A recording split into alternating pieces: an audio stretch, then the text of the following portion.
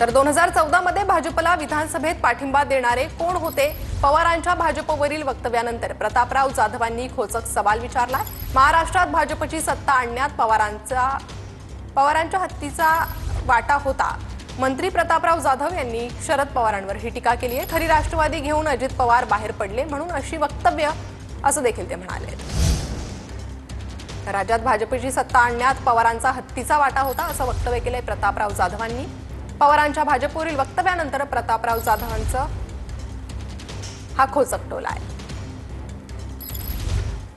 2014 मध्ये भारतीय जनता पक्षाला पाठिंबा देणारं कोण होतं विधानसभेमध्ये? मग त्यावेळेस भारतीय जनता पक्षाचं सरकार महाराष्ट्रामध्ये सत्तेवर आणण्यामध्ये सिंहाचा म्हणल्यापेक्षा तर त्याच्याही पेक्षा मोठा हत्तीचा जरी म्हणलं तरी चालेल तर वाटा त्यांचा होता। मग त्यावेळेस त्यांना भाजप कसं चाललं ना आज इतकं भाजपचा त्यांना तिटकारा काय येतो? कळत न कळत भाजपचं समर्थन केलेलं आहे, भाजपला सहकार्य केलेलं आहे।